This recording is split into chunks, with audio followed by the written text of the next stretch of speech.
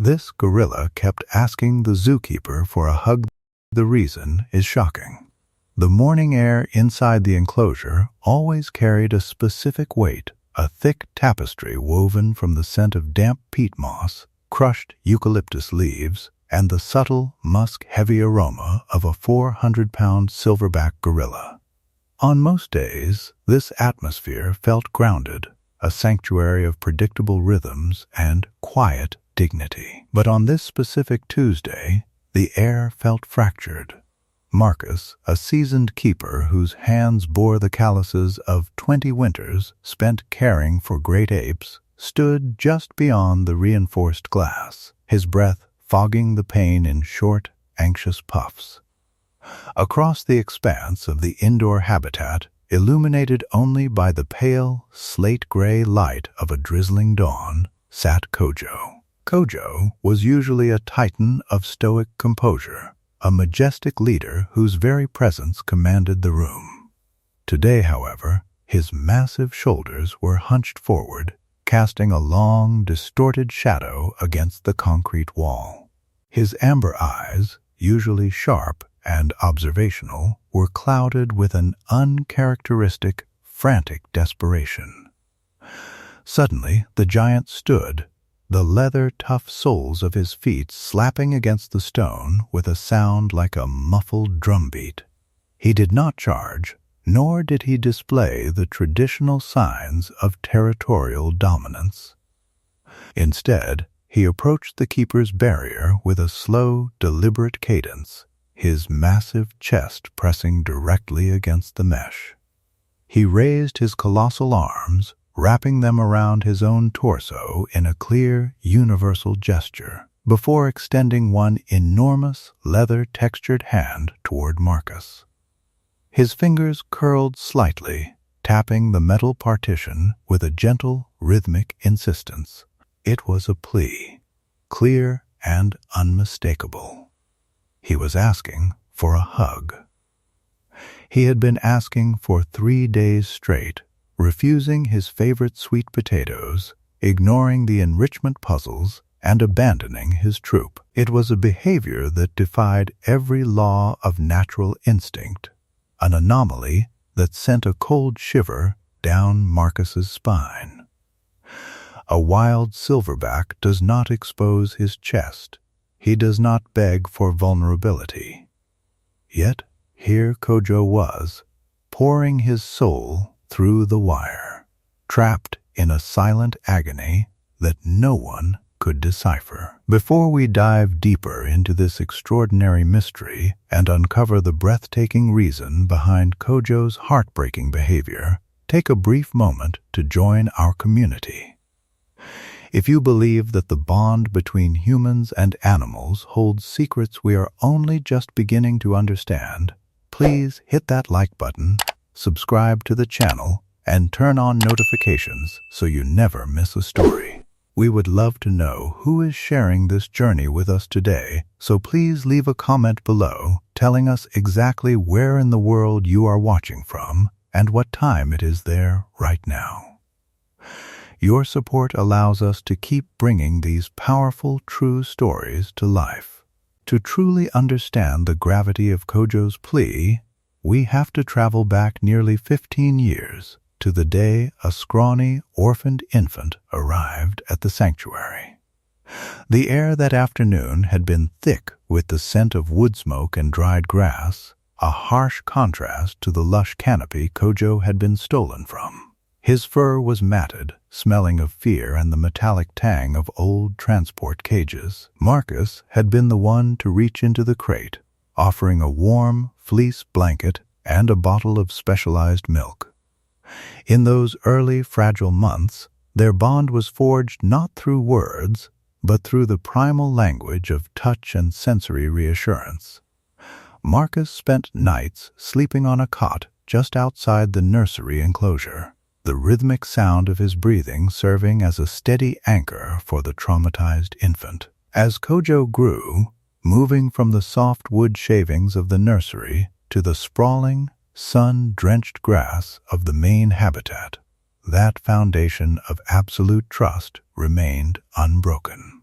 Kojo transitioned into a magnificent silverback, his coat developing that breathtaking, sunset-colored sheen across his lower back, a symbol of his maturity and leadership.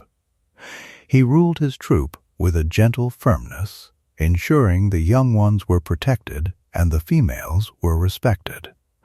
Yet, no matter how large he became, or how much authority he wielded within his own kind, he always maintained a special, quiet reverence for Marcus. Their daily interactions were defined by a mutual understanding. Marcus would sit by the mesh during the golden hour of the afternoon, when the warm sunlight filtered through the skylights, painting the enclosure in shades of honey and amber. Kojo would approach, sit parallel to him, and let out a series of low, rumbling contentment vocalizations that sounded like a purring engine. It was a beautiful, balanced ecosystem of friendship, built on a decade and a half of shared history and unwavering reliability. But then, the golden afternoons vanished, replaced by an oppressive, suffocating tension. The shift had happened almost overnight. It began when Kojo abruptly stopped participating in the morning health checks, a routine he usually enjoyed because it involved trading cooperative behaviors for slices of crisp, juicy apples.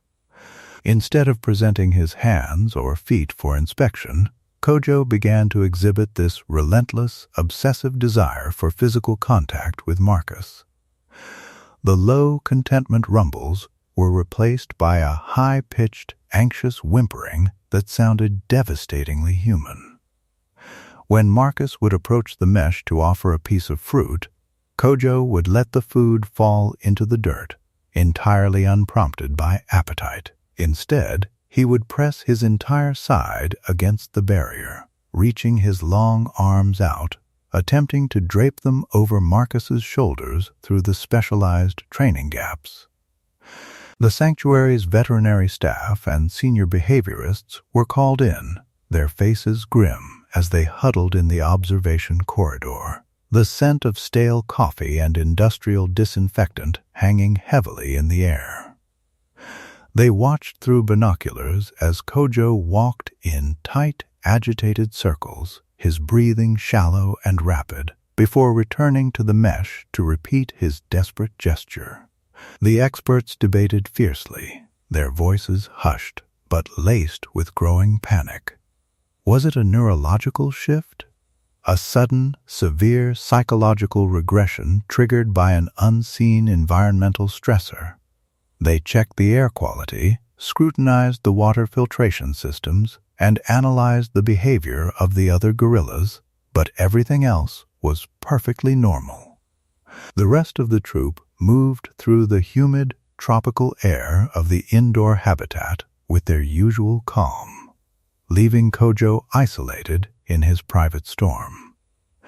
The silverback was deteriorating before their eyes. His skin looked dull, the vibrant luster of his sunset fur seemed to fade into a chalky gray, and the frantic energy radiating from his massive frame felt like the acidic scent of unadulterated pain.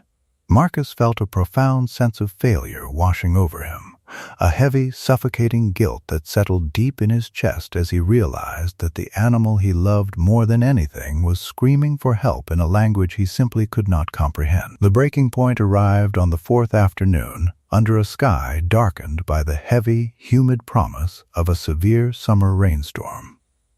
The air pressure had dropped drastically, making the atmosphere inside the holding building feel thick and claustrophobic. Kojo was now visibly exhausted, his massive limbs trembling slightly as he sat by the door, his eyes locked onto the corridor where Marcus usually appeared. When Marcus entered, carrying nothing but a soft towel and a heavy heart, Kojo didn't just walk to the mesh, he threw himself against it with a soft, desperate thud that echoed off the concrete walls. He wasn't aggressive. He was entirely deflated. He slipped his large, leathery hand through the opening, his palm facing upward in a universal gesture of submission and supplication. Tears pricking the corners of his eyes, Marcus ignored standard protocols for a brief moment and knelt down, placing his own hand into Kojo's grasp. The contrast was stark. Marcus's pale, lined hand was completely swallowed by the dark, textured strength of the gorilla's palm. But Kojo didn't squeeze or pull. Instead, he took Marcus's fingers and gently, with the precision of a surgeon, guided them away from his own body. He pushed Marcus's hand through a wider gap in the partition, pressing it firmly against the left side of Marcus's own chest, right over the keeper's heart. Then, Kojo closed his eyes, let out a long, shuddering breath, and leaned his massive forehead against the glass, mimicking the exact position of a hug, but directing the focus entirely onto Marcus. In that sudden, suspended pocket of time, as the first heavy raindrops began to hammer against the metal roof above them, the profound, shocking truth finally shattered the mystery. Kojo wasn't asking for a hug because he was sick. He wasn't begging for comfort because he was in pain. The silverback had detected something inside Marcus. For the past several weeks, Marcus had been secretly battling a silent, progressive respiratory ailment, ignoring the subtle tightness in his chest and the fatigue wearing down his bones. Kojo's hyper-acute senses, his ability to smell the subtle chemical shifts in human sweat, to hear the microscopic changes in a heartbeat through the quiet air, and to read the tiniest alterations in posture, had picked up on his keeper's internal crisis long before Marcus had even admitted it to himself. The gorilla wasn't asking to be held. He was desperately trying to hold Marcus together, using the only gesture he knew to communicate that he knew his protector was broken. The realization hit Marcus like a physical blow, the emotional weight of it flooding his senses, smelling of sudden rain and cold clarity. He realized that Kojo's frantic behavior had been a mirror of his own suppressed anxiety and physical decline. The very next day, Marcus took a mandatory leave of absence to seek the medical care he had desperately needed, leaving Kojo under the watchful eyes of the rest of the team, who now understood the profound nature of the gorilla's vigil. After 2 weeks of rest and proper treatment, the morning Marcus finally returned to the sanctuary. The weather had cleared entirely, leaving the air crisp, clean, and filled with the scent of washed earth and blooming jasmine. The moment Marcus walked into the habit corridor, Kojo froze. The silverback lifted his head, his nostrils flaring as he caught the scent of his returned friend. The frantic, acidic aura of desperation was entirely gone, replaced by an intense, focused stillness.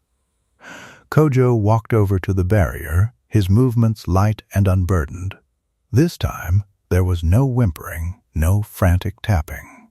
Marcus knelt down, pressing his chest against the mesh, and Kojo did the same, wrapping his long, powerful arms as far around the partition as the architecture would allow. They stayed like that for what felt like an eternity, their breathing gradually syncing up in a slow, rhythmic cadence, one deep inhale of human air, one massive exhale of gorilla breath. The tension that had held the entire building captive for weeks simply evaporated into the morning light. It was a profound release, a silent confirmation between two different species that the danger had passed, and that the protector had been protected in return. This extraordinary encounter leaves us with a profound philosophical legacy that challenges the very boundaries of how we define consciousness, empathy, and intelligence, in the animal kingdom. For centuries, humanity has operated under the arrogant assumption that we are the sole keepers of deep emotional awareness, viewing animals through a lens of clinical instinct and mechanical behavior. But Kojo's actions tear that outdated narrative apart. His behavior proved that love and empathy are not complex intellectual constructs limited to human language. Instead, they are primal, universal forces, a sophisticated sixth sense that allows sentient beings to connect across the vast chasm of species. Kojo did not possess a medical degree. Yet his profound emotional intelligence and sensory acute awareness allowed him to diagnose a hidden ailment through the sheer power of devotion. It reminds us that when we look into the eyes of a great ape, we are not looking at a primitive creature driven merely by survival, but at a profound, feeling soul capable of a depth of loyalty that can outshine our own. It teaches us that the language of the heart requires no vocabulary, only the willingness to listen with our senses and honor the unspoken bonds that connect all living things. As we bring this unforgettable journey to a close, we are reminded that sometimes the greatest acts of healing come from the most unexpected places. The bond between Marcus and Kojo continues to thrive, a living testament to the miraculous power of animal intuition and the enduring strength of mutual respect.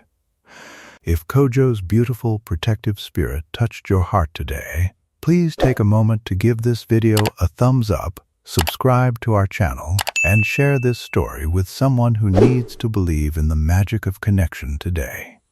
Before you go, we want to leave you with one final question to ponder.